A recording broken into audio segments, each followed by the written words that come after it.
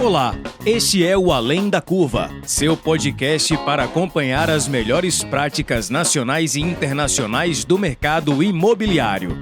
A cada episódio, um novo entrevistado compartilha sua experiência para encurtar sua curva de aprendizado.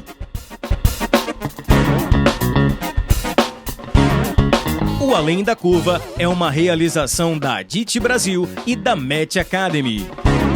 A Adit é uma entidade de atuação nacional nos segmentos de comunidades planejadas, loteamentos, desenvolvimento urbano, multipropriedade, timeshare e investimentos imobiliários, com foco em capacitação de mercado e a geração de negócios para novos associados. Acesse o site www.adit.com.br e conheça nossos conteúdos, eventos, cursos e missões técnicas. A Match oferece serviços advisory para empreendimentos imobiliários como bairros planejados, multipropriedade, loteamentos e complexos imobiliários turísticos. O advisor é um conselheiro executivo que reduz a curva de aprendizagem de seus clientes através da sua experiência, repertório e rede de relacionamento. Ficou interessado? Acesse www.matx.com.br.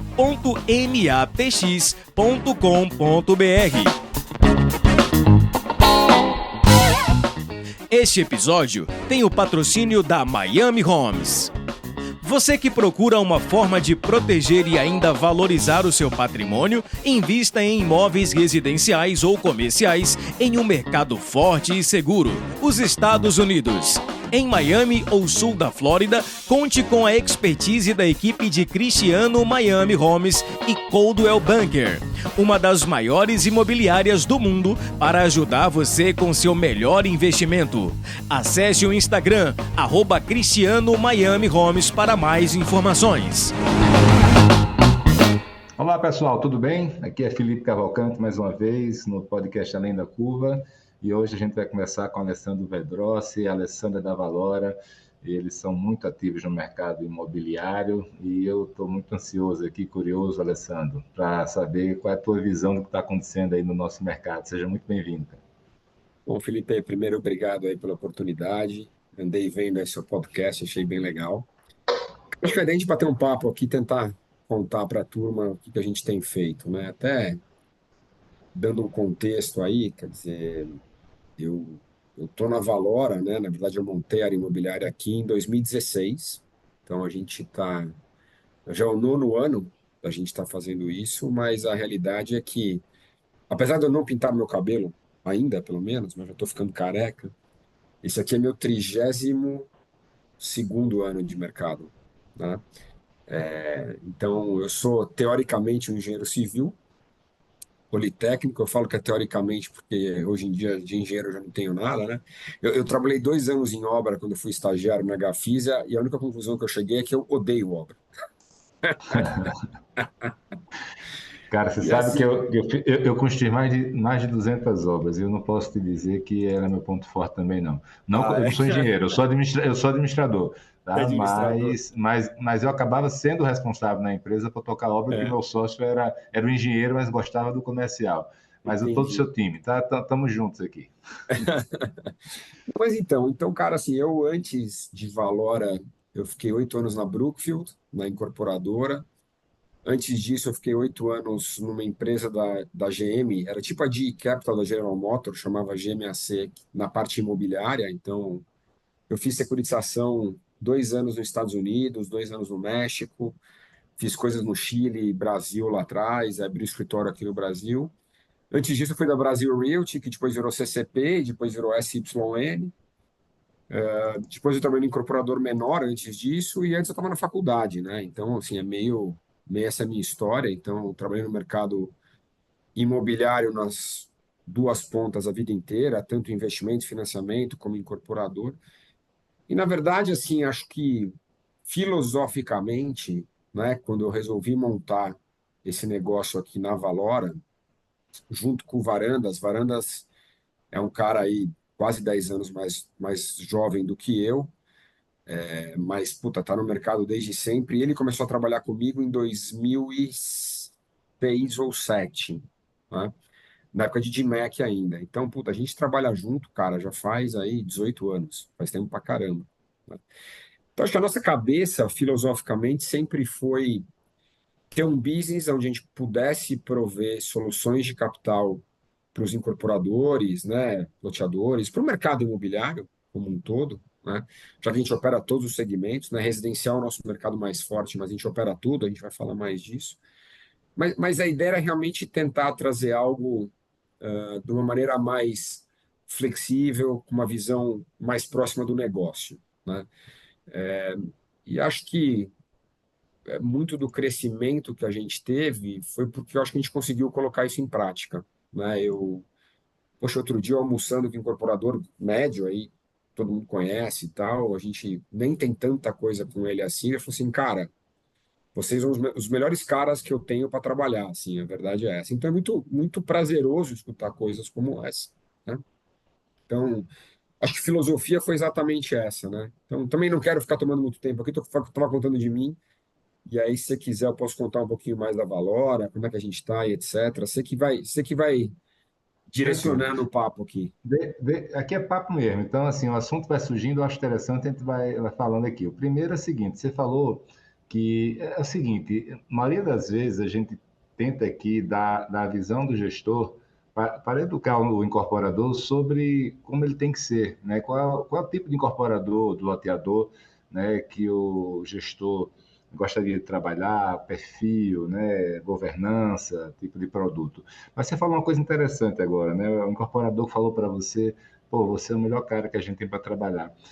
Aí eu quero fazer essa pergunta: o incorporador, o loteador aqui, quando ele estiver escolhendo um gestor, um fundo, né, para trabalhar com ele, o que é que ele tem que procurar? Porque eu sempre tento dizer para eles o seguinte, ó, pessoal, não é somente custo, não é somente taxa de juros, all-in, nada disso.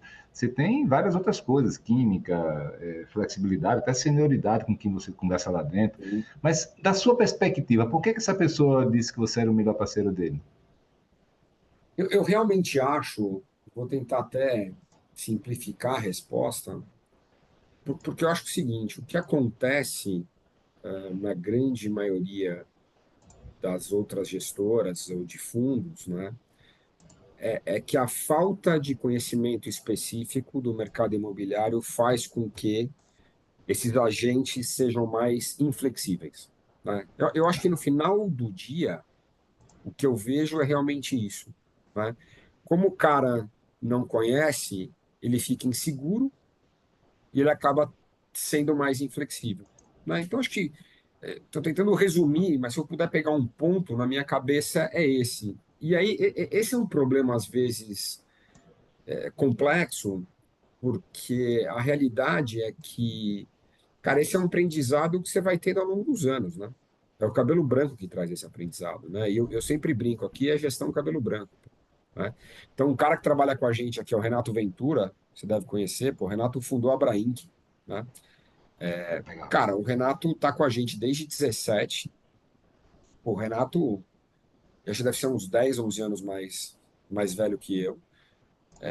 E, pô, tá no mercado desde sempre, entendeu? Então, o próprio Varandas, que apesar de ser mais novo, também tá no mercado desde sempre. A gente tem um cara aqui que hoje está tocando minha parte de tijolo, que a gente montou uma área de tijolo que é o Gualhardi, é um cara que foi lá atrás real, entendeu? A BNA. Então assim, eu acho que esse tipo de coisa, sim, faz muita diferença e acho que o fato da gente poder ter tido aqui no time uma vivência grande como incorporador também, eu acho que isso muda muito o jogo e a maneira que a gente vê o negócio, né?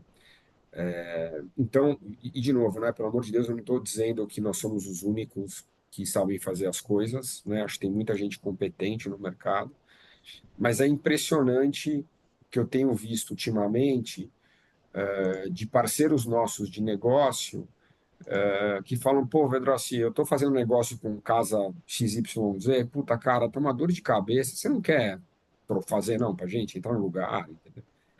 Então a gente já viu alguns. E no final do dia, eu acho que o incorporador normalmente tende, né, a decidir pelo custo que ele acha que essa é a verdade, né? O custo estampado, só que ele acaba não enxergando outros custos que às vezes são claramente tangíveis, né? Eu vou dar um exemplo clássico. Quantos casos a gente não vê, né? Do cara vai fazer um negócio com uma securitizadora ou com uma gestora, seja lá o que for. Vou fazer um CRI para financiar a obra e você precisa desembolsar tudo na cabeça, né? Então, esse é o primeiro problema. Espera um pouquinho, pô, eu não quero 50 milhões agora. Eu vou usar, sei lá, 5 milhões por mês ao longo de 10 meses, só para simplificar aqui. Tá, Ah, não, eu te dar os 50 agora. Pô, aí só isso aqui já matou o custo da operação, né? isso. E não é a maneira que a gente trabalha. Então, existem coisas tangíveis até coisas completamente intangíveis, que é um pouco o que você falou da química, você tem razão, mas é um pouco essa história da flexibilidade, que no final eu acho que se traduz por falta de conhecimento, né? A gênese do problema é a falta de conhecimento. Então, talvez a minha sugestão ou conselho, né? Quem sou eu para dar conselho aí para vocês, mas assim, tenta escutar mais e saber mais sobre essa casa, né? Pergunta para os seus pares de mercado. Pô, você fez negócio aí com o Luizinho, o Zezinho, o Guinho, como é que é a sua experiência, entendeu? Então, eu acho que isso é uma maneira mais interessante, até porque se a gente olhar aqui os últimos anos, a gente tem visto cada vez mais crescimento das gestoras, crescimento de fundos imobiliários, especialmente os fundos imobiliários de CRI, e a gente tem visto cada vez mais atuação desse mercado de crédito privado na ponta com o mercado imobiliário, né?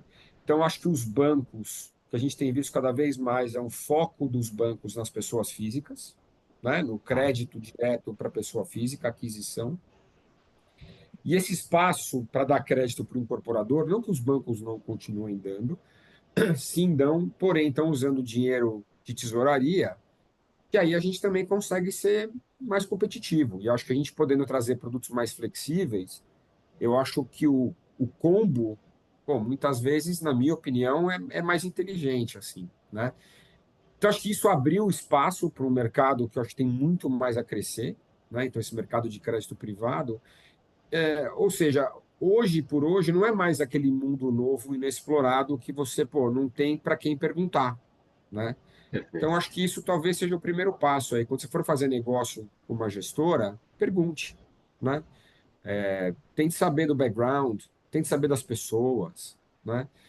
Então, acho que esse é um ponto super relevante aqui na minha opinião aqui. De novo, né? Se puder tentar dar um conselho aí para a turma, acho que é isso. Show, bacana. Cara, fala um pouquinho da Valor, então, grandes números, focos de atuação, no que é Legal. que você está gostando de fazer, o que é que não está gostando. Eu vou dar um macro assim de Valora, né? A gente é uma casa muito conhecida para o crédito privado.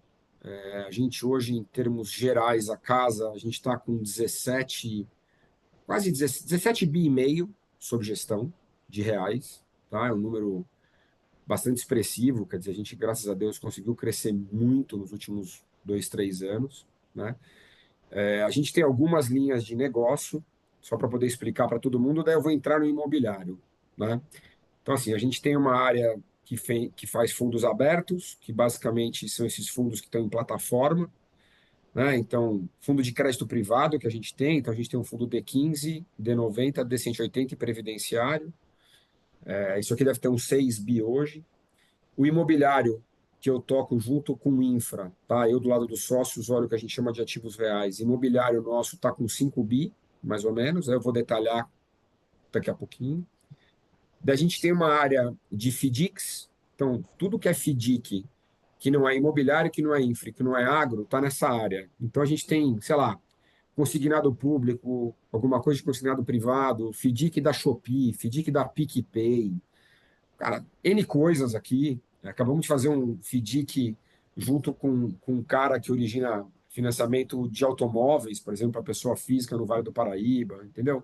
Então, assim, tem um pouco de tudo. A gente tem uns 3 bi aqui nessa área. Agro, a gente está fazendo bastante também. Então, a gente faz só dívida no agro, 1,5 bi. Infra, a gente deve estar com 750 milhões, também só faz dívida, né?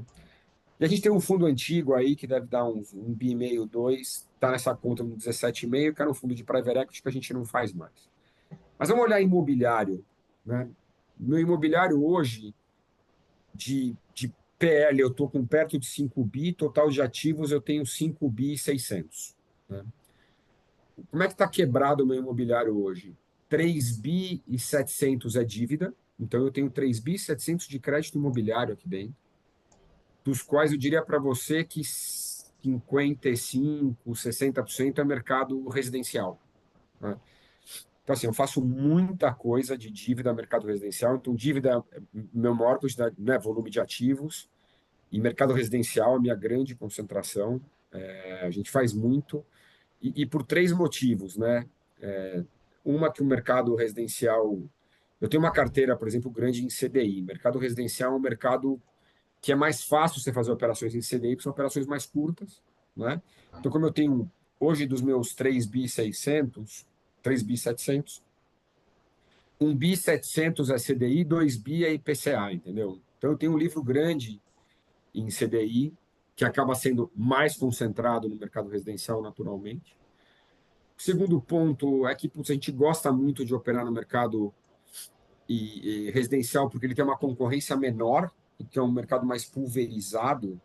Então, então assim, ele tem uma concorrência maior do ponto de vista das fontes de financiamento. Né? Então, acho que tem muita gente que você consegue fazer muito negócio bom e gente que está completamente fora de radar dos bancos, por exemplo. Tá. E é um mercado que a gente tem um cacuete grande pela nossa própria experiência, né? Da gente poder ter já vivenciado, então a gente acha que consegue fazer produtos mais interessantes. Mesmo assim, eu faço shopping, faço escritórios, faço galpão, faz build to suit, né? Quer dizer, sei lá, tem logística, tem hospital, tem de tudo aqui, né?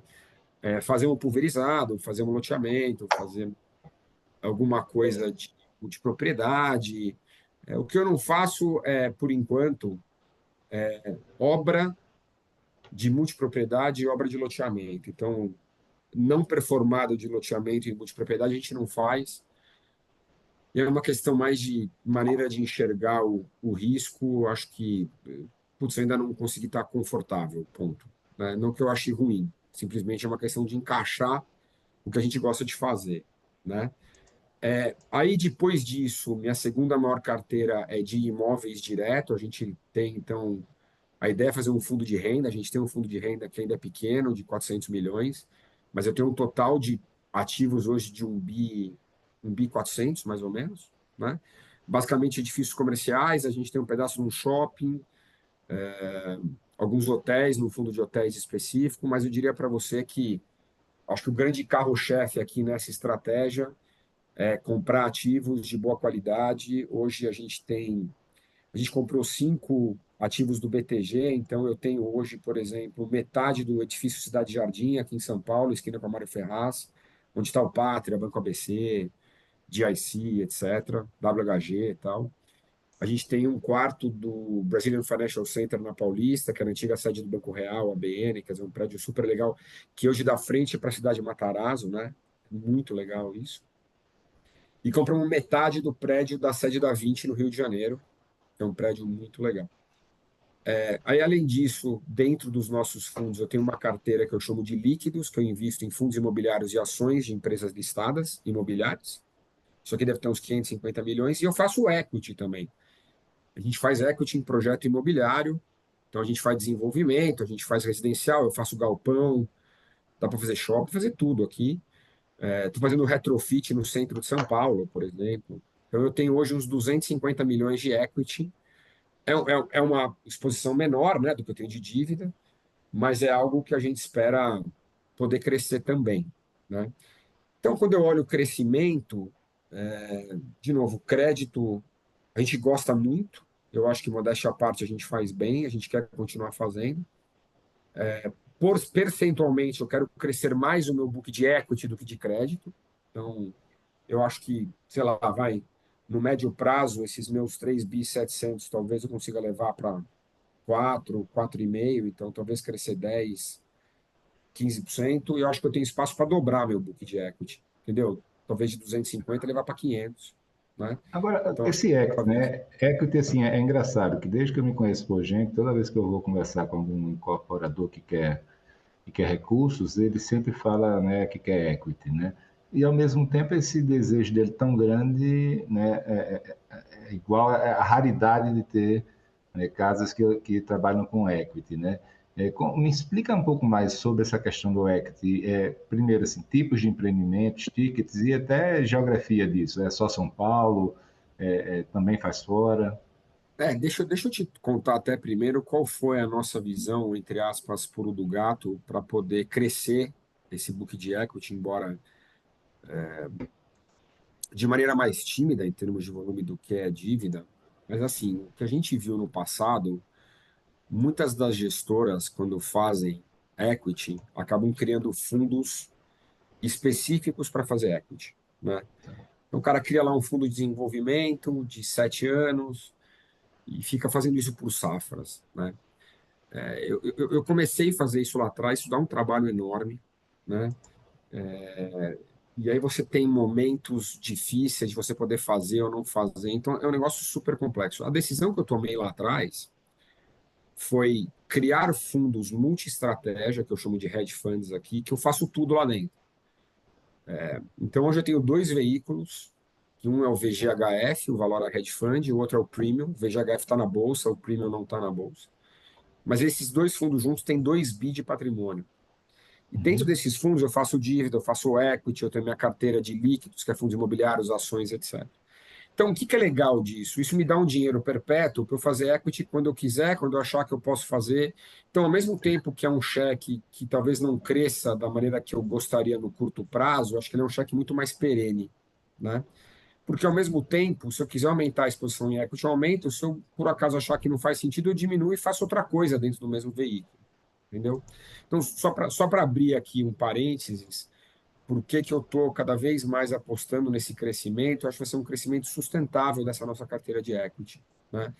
Porque, assim, N vezes a gente vê, o cara não está captando, ou não, pô, o fundo do cara vai terminar, tem que sair do investimento. Eu não tenho esse problema, né? Eu fazer equity é muito mais da nossa percepção aqui de aumentar ou não a percepção, a exposição a equity, que eu posso simplesmente vender um CRI, pegar esse dinheiro e fazer equity, entendeu? Então, se o negócio for bom, se eu achar que faz sentido, se o momento é propício, a gente vai fazer, né? Perfeito. Então, eu acho que isso facilitou demais, né? Uma coisa também que eu acho que a gente conseguiu, de novo, cara, puta, graças a Deus aí, eu brinco até que isso aqui é sangue, suor, lágrimas, competência e sorte. Porque tem que ter sorte. Se não tiver sorte, não funciona, né? Mas hoje a gente conseguiu desvincular a originação na ponta de negócios com a captação de recursos, né? São coisas diferentes. Como eu já tenho um book hoje de equity, de dívida de 3 bi 700, todo mês volta dinheiro. Então, se eu estou captando dinheiro ou não nos fundos, não importa muito do que eu estou originando o negócio na ponta com meus parceiros de negócio. Então, essas duas coisas são desvinculadas. Isso faz com que eu crie um pipeline de negócios constante, né? E não tem essa, pô, não vou fazer um negócio porque eu não captei. Isso aqui não existe. Aqui na Valora, isso aqui não existe, né? Porque Eu ultimamente a tenho, gente, nessa última safra aí, a gente teve até cara, vários assim, casos eu tenho disso, né? orgulho de dizer que eu consegui fazer isso desde o começo. Então, o meu papel muito aqui é de equilibrar pratinho, né? Então, eu tenho que equilibrar os pratinhos das operações que estou fazendo na ponta e arrumar dinheiro na outra, né? E ainda bem, vou bater na madeira, não pode bater na mesa aqui, preciso arrumar uma madeira aqui, peraí. Vou bater na madeira aqui. Cara, eu ainda bem, a gente nunca teve problema nem de um lado nem do outro. Então, eu nunca convivi em ter que abrir uma operação que eu falei que ia fazer porque eu não tinha dinheiro, e nunca fiquei com dinheiro parado no fundo, em excesso, sem alocar. Então, cara, de novo, isso aí é sangue, suor, lágrimas, competência e sorte. Ponto. É isso que eu posso te dizer, Não, e né? o que é engraçado é que, como todos os seres humanos, né, todos nós, a gente não valoriza o suficiente o papel da sorte, né, no sucesso. Não, claro, e eu valorizo demais, cara. Puta, eu vou te falar um negócio, Felipe, cara, não sei há quanto tempo você é empresário, mas eu virei empresário em 2016, né? Então, assim, a minha vida inteira eu fui executivo, né? Fui funcionário, depois fui executivo de multinacional por 16 anos, né? Em duas empresas. Pô, eu, na época de DMEC, eu era Country Manager Brasil, diretor América Latina. Depois eu fui para a Brookfield, já fui como diretor estatutário, saí de lá, era basicamente o COO da companhia. Cara, sempre foi, nunca tinha empreendido, né? Nunca tinha sido empresário. Pô, quando eu olho, eu resolvi ser empresário em 2016, final de 2015, momento de Brasil super complexo, né? Cara, eu dei sorte. A verdade é essa. Eu olho hoje, graças a Deus, a gente tem um negócio, sabe, resiliente, um negócio bom, um negócio grande. Sorte, né? Assim, é claro que eu também brinco o seguinte: só tem sorte quem tem competência, quem trabalha muito, né? Mas tem o fator sorte no assunto. Não adianta, cara, né? Então, se eu achar que não teve sorte, no mínimo eu seria arrogante, né? E a parte boa de cabelo branco é essa, né? A arrogância você vai perdendo, né? Você vai ficando mais velho, cara. Eu fiz 50 anos, faz quase um mês aí. Fiz 50 anos. Então, cara, você vai ficando mais velho, essa arrogância ela vai indo pro vinagre, se é que se você tinha, né? Eu acho que quando eu era moleque eu tinha. Foi embora, cara. Foi embora. Eu posso É isso aí, parecer, meu mas irmão. não sou. Cara, eu queria pegar um ponto aí que você mencionou, né, muito rapidamente, mas que eu acho interessante, assim, foi essa questão de... Foram dois pontos que a gente conversou aqui. O primeiro é quando você falou de quando o empresário, se ele pega todo o valor, né, no início, isso aí já mata, né, assim, isso penaliza muito ele, né, porque ele tem que pagar juros sobre um valor que vai ficar um bom tempo na conta dele. Por outro lado, a gente teve recentemente vários casos, né, de fundos que se comprometeram no novas tranches, porque ele diz o seguinte: pô, empresário, então para não deixar esse dinheiro na sua conta queimando seu bolso, eu vou fazer as tranches. Só que não é um firme, na verdade, né, Leo? Se tiver condições de mercado, eu dou para você. Né? E aí a condição de mercado veio negativa, né? O cara não conseguiu e você está no meio da obra. Qual é a tua opinião? Existe algum conselho que você dá sobre qual é o melhor finalmente?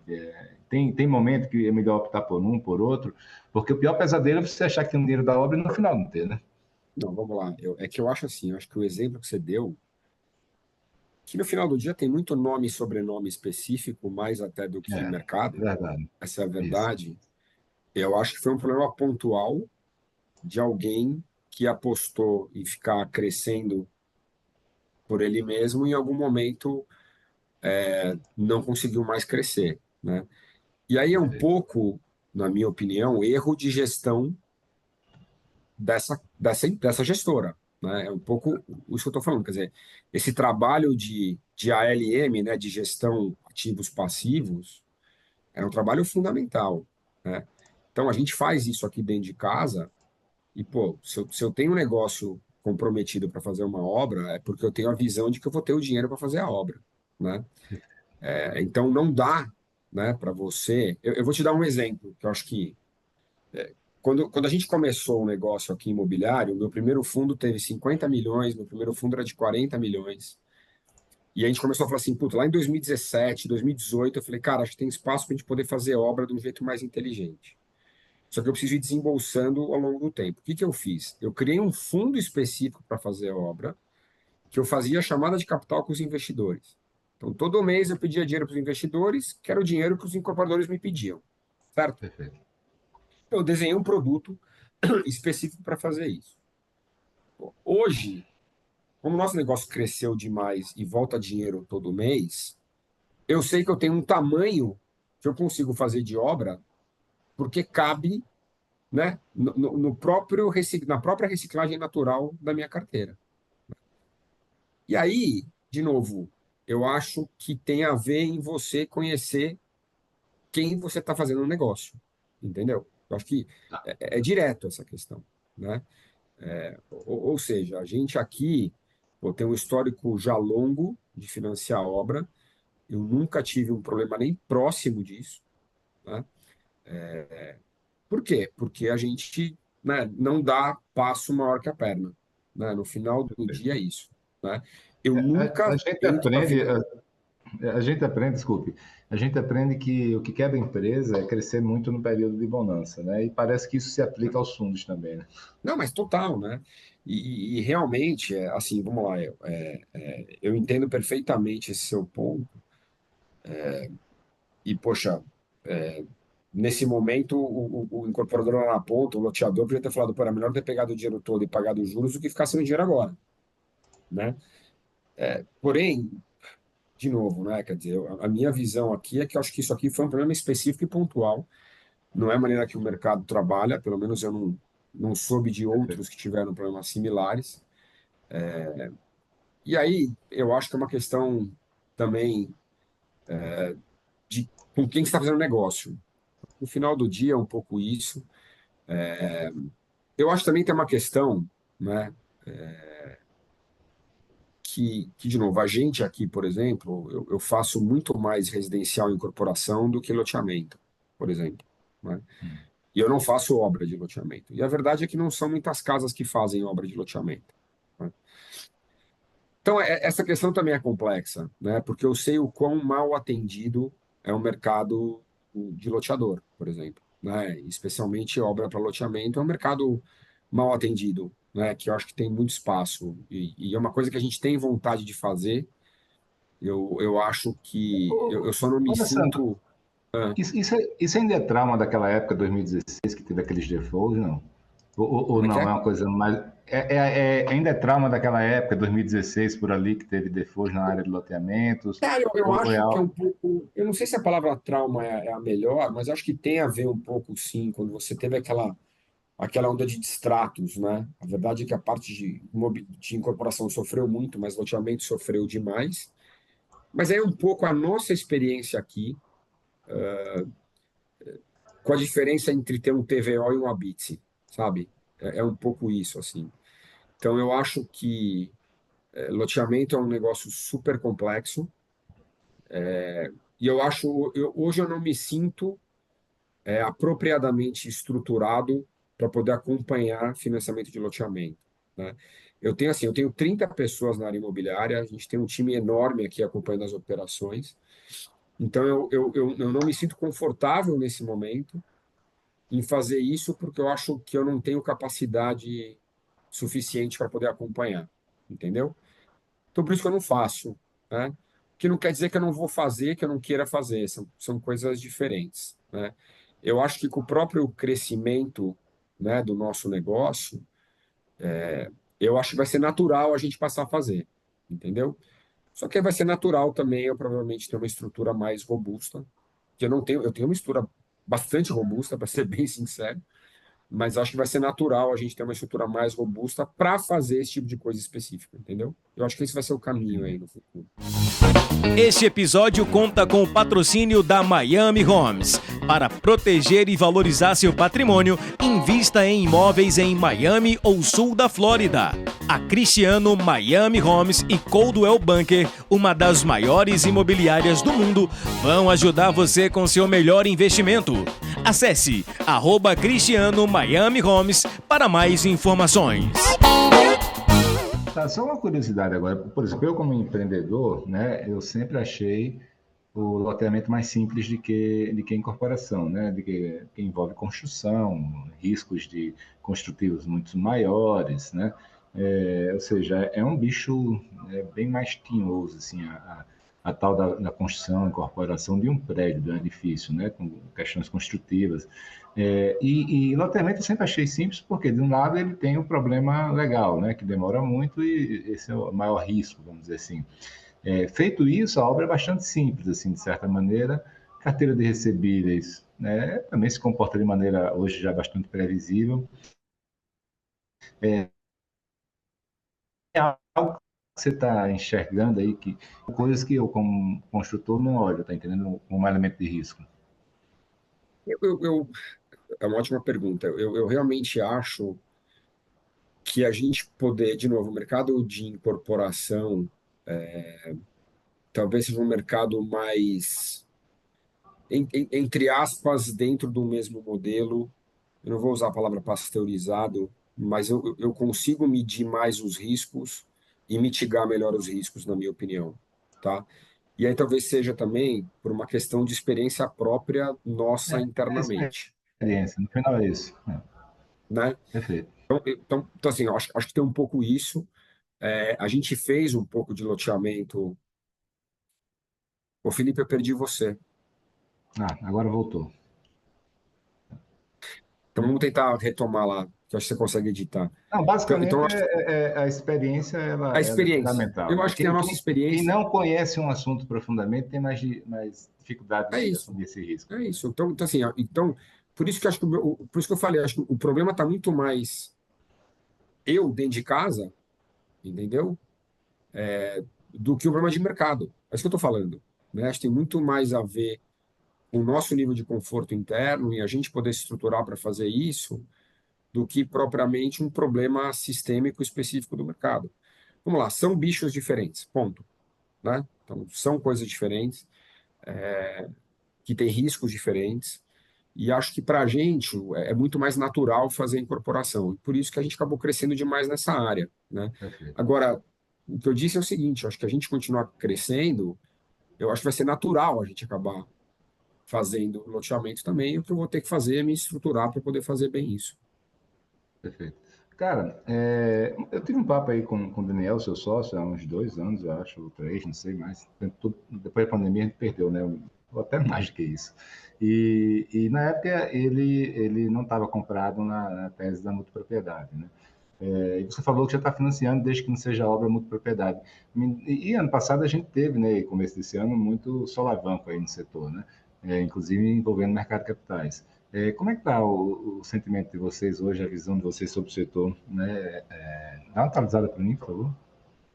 Cara, então vamos lá. Hoje está meio luz amarela, assim, na minha visão. Sim, a gente está um pouco preocupado. A gente tem algumas coisas hoje em multipropriedade. É que eu acho que, assim, embora eu entenda claramente que são negócios diferentes, eu vou fazer uma certa analogia com hotel, né? Tá. Cara, hotel é um negócio difícil, né? É difícil ganhar dinheiro com hotel, né? Eu que o diga. É Eu difícil, tenho um resort. cara, difícil, né? E eu acho que são o cara que ganha dinheiro no hotel é o cara que tem o Ibis da vida e aí, puta, funciona bem.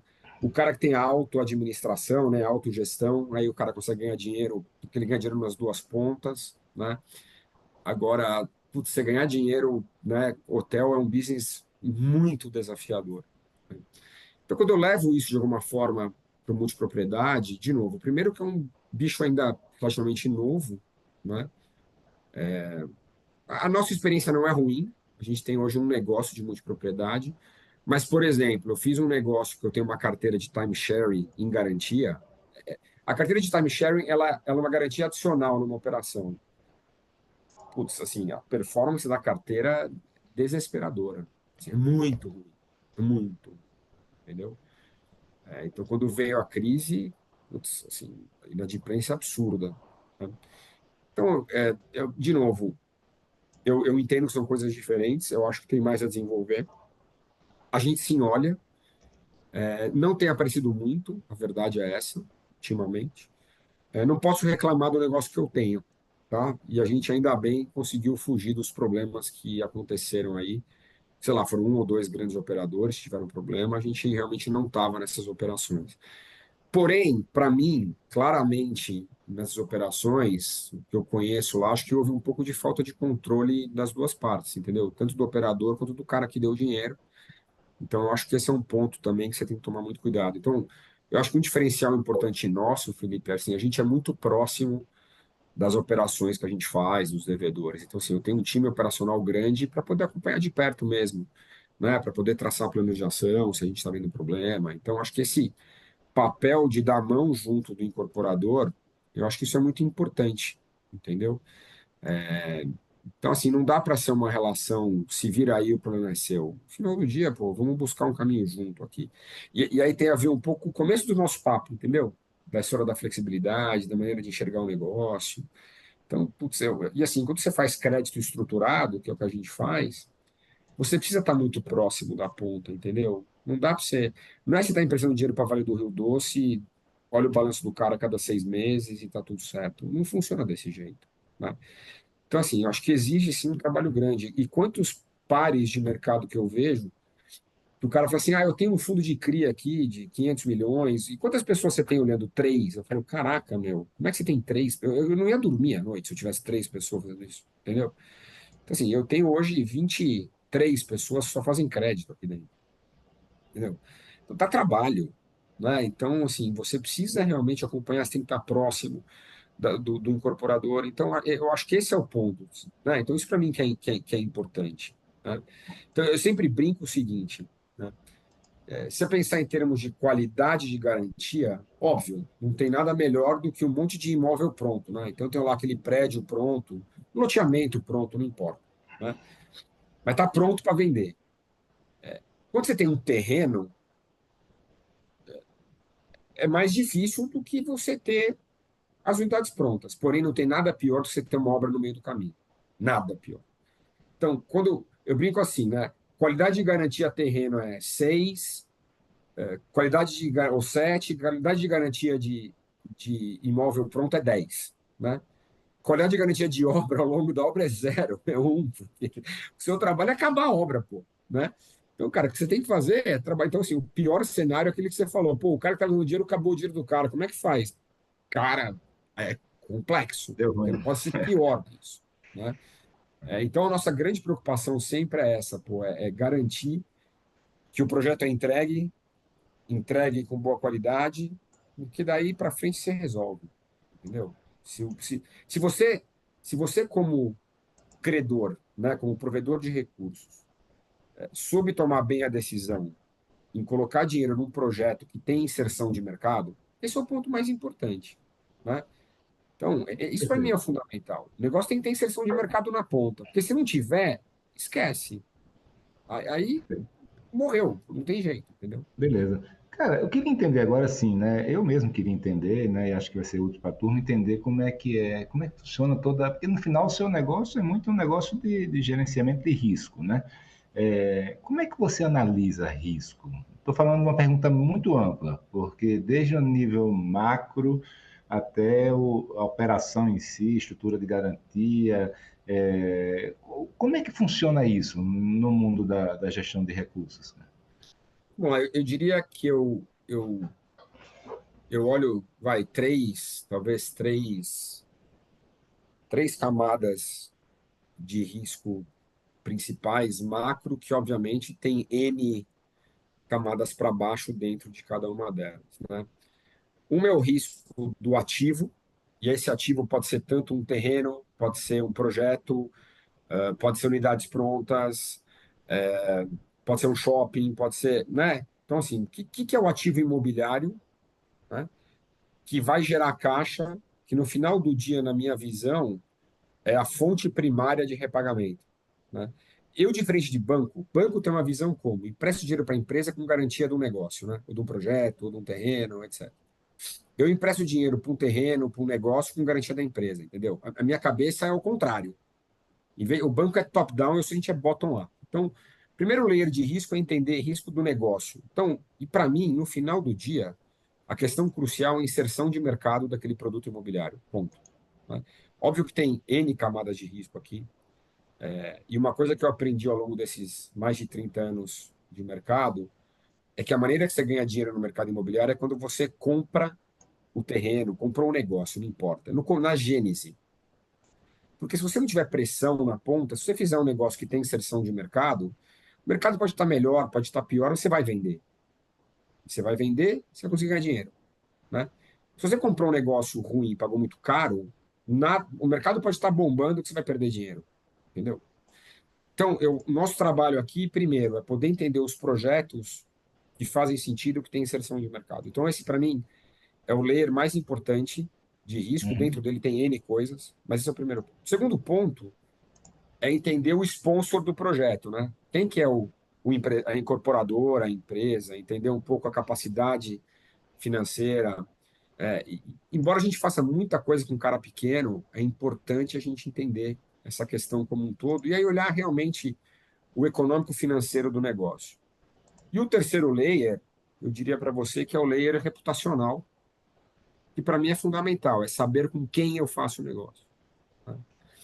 Cara, isso para mim é muito, muito, muito importante. E a gente gosta muito de fazer negócios repetidos com mesmas empresas, não que a gente não seja aberto para fazer, porque você cria um relacionamento. Do mesmo jeito que para você, quando você falou, pô, é importante o incorporador saber, né, e ter a química para saber se o cara lá da gestora funciona, a mesma coisa funciona para a gente aqui, né? Então, poxa, os caras que a gente gosta mais próximo, mais flexível você acaba sendo, entendeu? Então, é natural que isso aconteça. E vou te Você dar um sabe, exemplo, né? pode falar. Eu peço aval na física de todo mundo que eu faço negócio. Claro, a empresa de capital aberto não dá, mas se não é, eu peço. Cara, isso para mim é uma questão moral.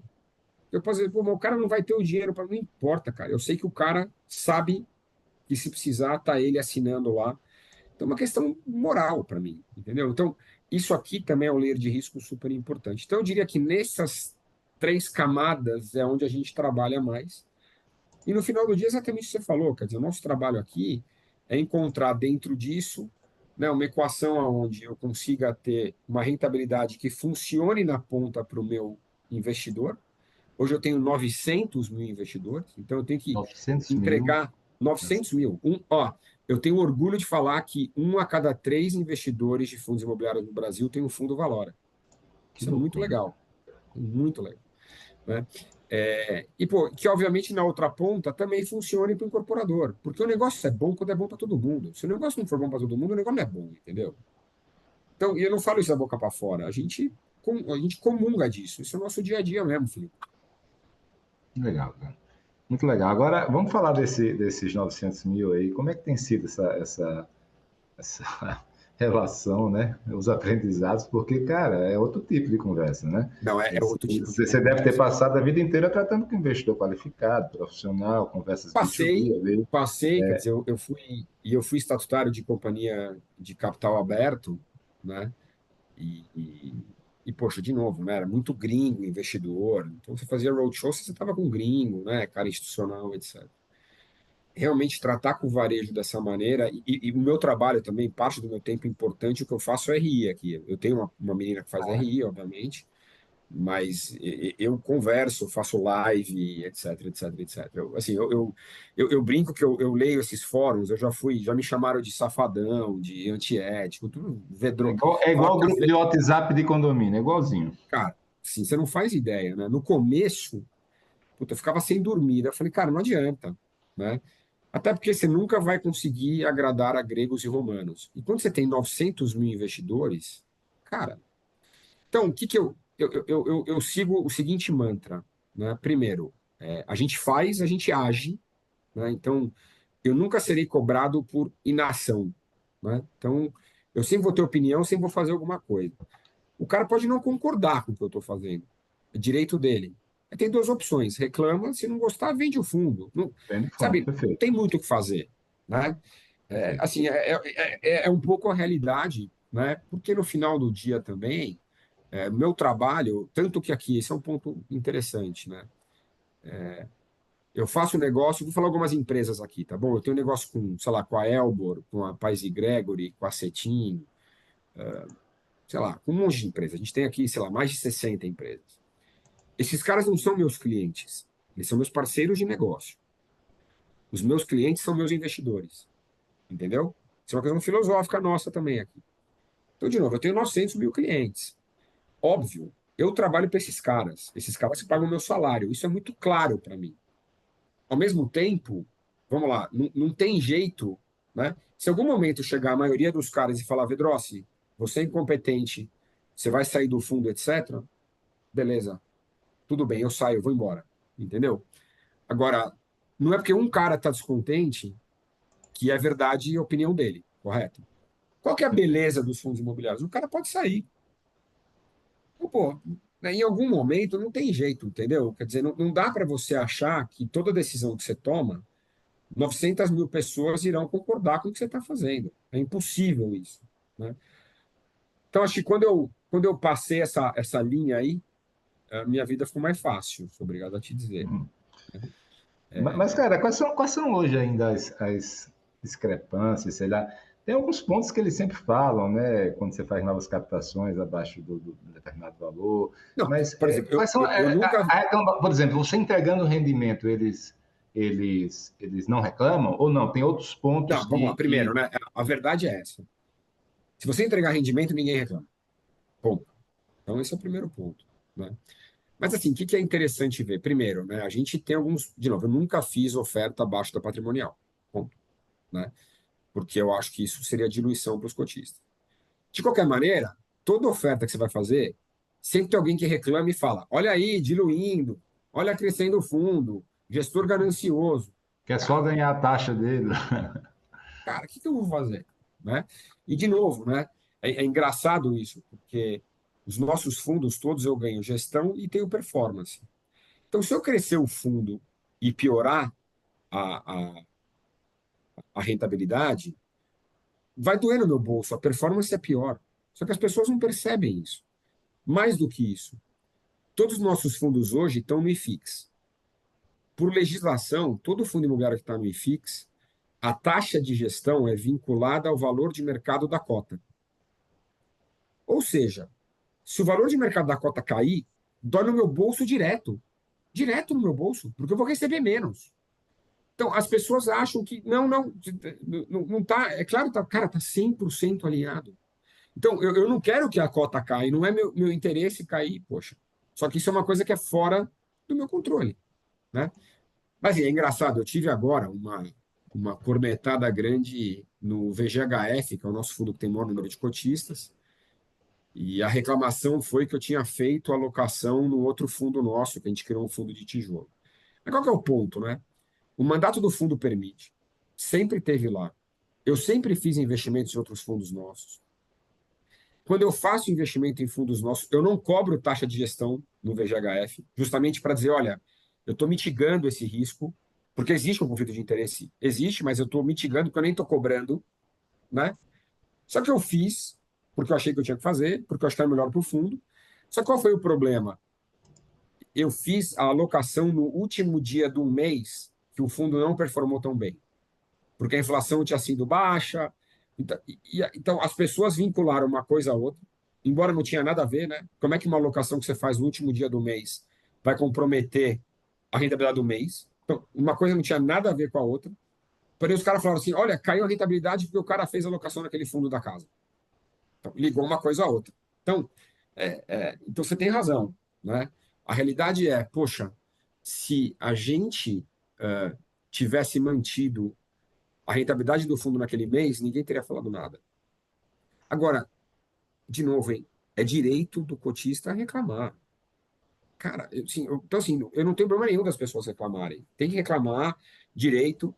Agora, eu tenho que colocar meu ponto. Eu acho que a reclamação ela precisa ter fundamento, né? É um pouco o seguinte: o cara está dando a opinião dele, está dizendo, foi um absurdo. Eu estou explicando o que eu acho que não foi, eu acho que foi correto, etc, etc. Bom, ok. O que vai acontecer daqui para frente? Cara, ou ele convém. Vamos lá. Tem, tem, tem três caminhos, né? Um caminho é ele continua no fundo e continua reclamando. O outro caminho, em algum momento, ele convence a maioria dos cotistas de que eu estou errado, ele está certo, então eu deveria sair do fundo, justo. Ou sai do fundo. Então, assim, é simples, né? Não tem muito. Assim, então, acho que essa também é a parte boa. Se o cara acha que. Não, se o cara não concorda com o que eu fiz, sai do fundo. E a verdade é o seguinte: o fundo, por causa desse tipo de coisa, se ele perder valor de mercado, dói no meu bolso também. Então eu não fico feliz no fundo, né, perder valor de mercado. E isso que é interessante, isso que as pessoas não enxergam, né? Então se o fundo cair 5%, eu vou receber 5% a menos naquele mês, por definição, né? Então acho que existe um alinhamento claro aqui. Portanto, não é meu interesse em nenhum momento dilapidar o patrimônio dos cotistas. Pelo contrário, meu interesse é aumentar o bolo, né? O meu interesse é fazer o negócio crescer. Então, mas tudo Bacana. bem, Cara, não e adianta. me fala assim, isso veio para ficar, né? Isso aí, Veio. pelo menos esse investidor pessoa física, acho que a tendência é crescer muito, né? Ainda não Muito. temos aí os institucionais nos fundos imobiliários, pelo menos, né? Mas como é que está esse momento, né? A gente estava bem animado alguns meses atrás, achando que a taxa de juros ia cair mais. Deu uma piorada, né? Como é que está a Deu uma azedada aí. captação? Como é que tá? O que é que vocês estão enxergando para os próximos meses nas duas vertentes, né? Na captação e na originação, na alocação de recursos também. Não, O que é vamos que lá. vai Acho que na acontecer? captação, a nossa expectativa é que esse ano seria muitíssimo bom. porque a gente estava naquele viés de queda de taxa de juros, e aí a realidade, quando a coisa deu uma azedada lá fora e a gente jogou nossa âncora fiscal pela janela, o mercado aqui azedou de vez, taxa de juros, né, futuras foi para o vinagre, taxa de juros real está acima de 6%, NTNB, azedou demais o mercado, então você tem captações meio específicas, mas o mercado está ruim para captação. Ponto. Certo? Então, esse lado aqui. Do outro lado, de alocação, assim, eu tô. Ano passado eu estava muito preocupado com crédito, porque o CDI estava muito alto, a gente teve alguns eventos de crédito fora do mercado imobiliário muito significativos, né? Teve Americanas, teve Light, isso azedou demais o mercado de crédito. Então foi um ano onde eu estava muito mais avesso ao risco, então a gente fez coisas muito mais no espectro de baixo da faixa que a gente faz, entendeu? Então, por exemplo, eu faço muita coisa entre CDI mais 3 a 6 e PCA mais, vai, 7,5, 8 a 10,5, tá bom?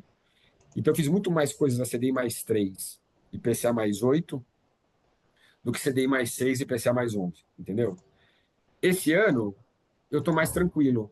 Eu enxergo um cenário um pouquinho melhor, assim, apesar dessas sugestões de taxa de juros, tal, acho que o PIB está crescendo, a inflação está relativamente sob controle, o CDI pode cair menos, mas está caindo. Então, eu acho que a pressão nas empresas vai estar um pouco menor de custo de dívida. Então, eu estou mais disposto, então eu tenho feito mais coisas no CDI mais 5 6 por exemplo. Entendeu? Que naturalmente é um perfil de risco maior do que o cara do CDI mais 3 quatro. Então, assim, eu acho que esse é um movimento, a gente continua. Poxa, se eu olhar meu volume de originação, está muito em linha com o ano passado. Ano passado eu devo ter feito mais ou menos um bi 100, um bi 200. Os primeiros 4 meses e meio desse ano eu fiz uns 450 milhões. Eu acho que está 400. Então, assim, isso está muito em linha. Então, acho que é isso, assim, um pouco. Acho que a gente continua originando. E para mim, acho que a grande diferença para a gente aqui foi ter desvinculado essa história da captação com a originação, entendeu, Felipe? Então, acho que isso.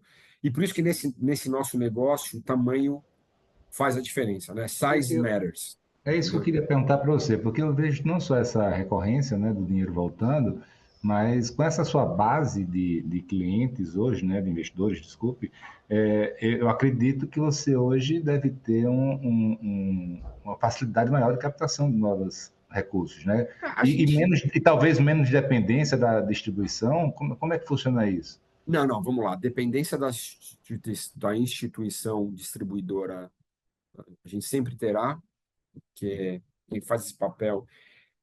E aí, putz, é simples para mim, assim. Eu hoje, todas as ofertas que a gente fez pela XP. Pra você ter ideia, toda oferta, a minha captação, tipo, é 90% XP, mas quando eu olho depois a custódia dos fundos, talvez seja 50 a 60% XP. Isso me mostra claramente que sim, faz diferença você ter um distribuidor competente na ponta, tá? E acho que sim, a gente hoje é muito conhecido pela base, né? Então, hoje, das gestoras independentes, nós somos talvez uma das únicas que consegue ter um acesso bom a essa base. Isso, de novo, é fruto de sangue, suor, lágrimas, competência e sorte. É isso. Então, pô, a gente continua lá, tá sempre ativo na base, a gente dá muito valor para a turma. Eu acho que a base gosta da Valora, e a gente é muito acessível, a gente faz um trabalho que sempre tem a melhorar, mas a gente faz um trabalho bom na ponta com os investidores que não é fácil, entendeu? Agora, Então, Alessandro, a gente está chegando ao fim, eu queria saber o seguinte, o mercado está efervescente aí, né, as gestoras, você tem as compradoras, as consolidadoras, né, tem as que são candidatas a ser consolidadas e tem as que estão no meio do caminho ali, talvez ainda sem entender bem qual rumo seguir. Vocês já decidiram em que ponta vocês estão, assim, como é que está sendo a isso? gente é consolidador. Isso já está decidido. A gente comprou uma gestora menor ano passado, que era a Mogno, de 1,2 bi. E a gente enxerga muito espaço para continuar crescendo organicamente. A gente tem algumas verticais aqui dentro, aquilo que eu falei, a gente tem agro, a gente tem infra. Infra é um negócio, para você ter ideia, que a gente criou há 2 anos atrás, já está com 750 milhões, né? Então a gente continua enxergando muito espaço para continuar crescendo organicamente e estamos super abertos a também crescer inorganicamente, tanto que a gente fez esse movimento ano passado. Então, assim, a gente acha que esse jogo aqui está ainda nos 15 do primeiro tempo, né? Eu acho que tem muito espaço para o mercado de crédito privado no Brasil crescer. Eu enxergo claramente que a quantidade de fundos, né, na bolsa vai diminuir ao longo do tempo. Então a gente fez esse movimento quando a gente comprou a Mogno, tinham dois fundos deles, um FOF, que era o MGFF e o MGCR, eu trouxe ambos para dentro do VGHF. Acho que isso foi muito bom para os caras que eram cotistas desses fundos e muito bom para o cotista do VGHF. Então acho que tem muitos movimentos que podem acontecer. Ao mesmo tempo, a gente não tem pressa, né? De novo, a gente tem crescido bem organicamente. E é uma questão de oportunidade, né? O deal que a gente fez ano passado foi oportunístico, né? Mas acho que também foi uma mensagem de que o nosso papel aqui é de consolidador e não de consolidado. Claramente a gente não é consolidado e mais, e a gente também não é acima, a gente não é PSDB não, tá? A gente não fica em cima do muro não. Cara, mas explica para a gente aqui, por que está havendo esse movimento, tá? Explica assim toda a historinha para a gente entender por que que tende a haver essa consolidação e cada vez menos É, casas aí. eu acho o seguinte, o que acontece é que você precisa ter, primeiro que uma gestora, se não tiver pelo menos 1 bi a 2 bi, não consegue pagar as contas, né?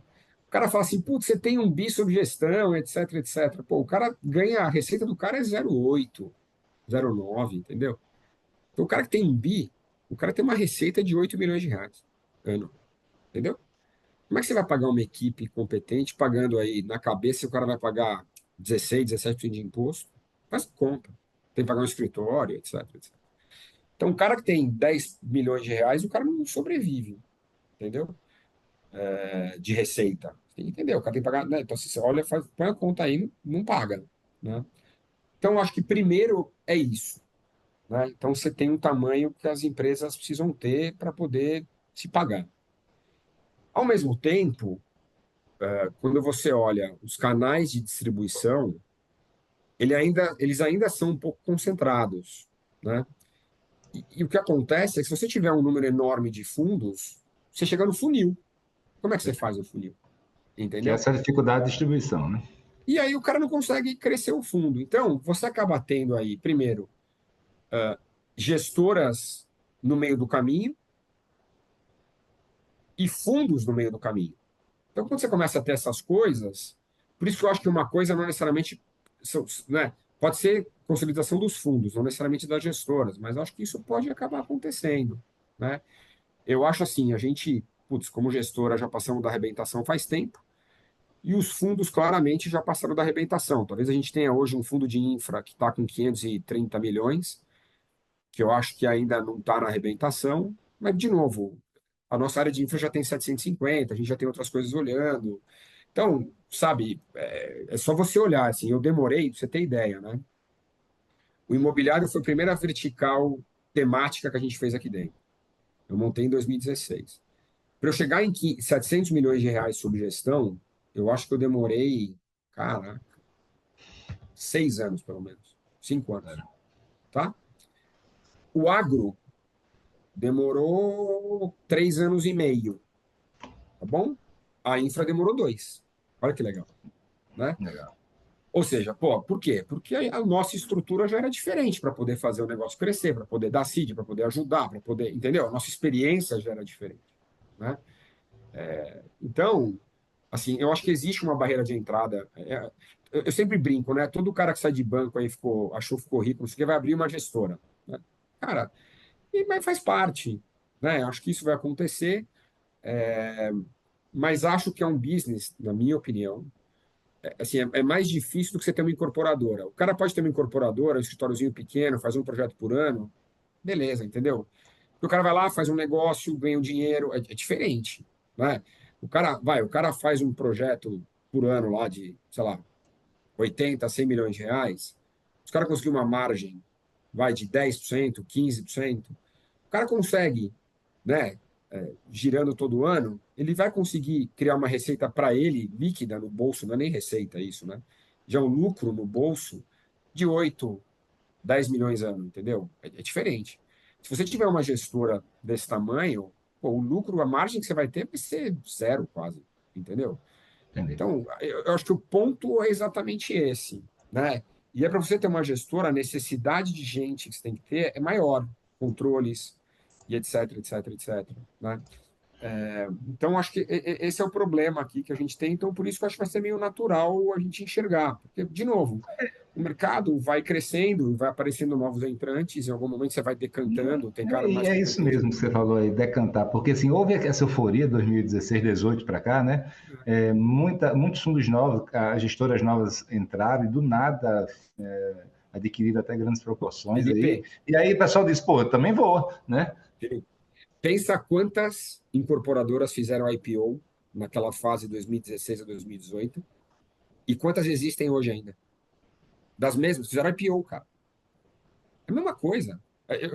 Para mim, isso é meio a vida, entendeu? Abre a janela, todo mundo vai, cresce. Em algum momento o cara deixou de existir, vendeu para outro, juntou. Faz Esse parte. processo, acho que é um processo natural em qualquer negócio, entendeu?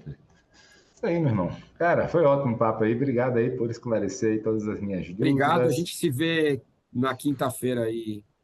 A Bit Invest. Né? Isso aí. Maravilha. Valeu, cara. Obrigado e bom evento. Abraço. Boa sorte. Valeu, tchau. Abraço. Este episódio conta com o patrocínio da Miami Homes. Para proteger e valorizar seu patrimônio, invista em imóveis em Miami ou sul da Flórida.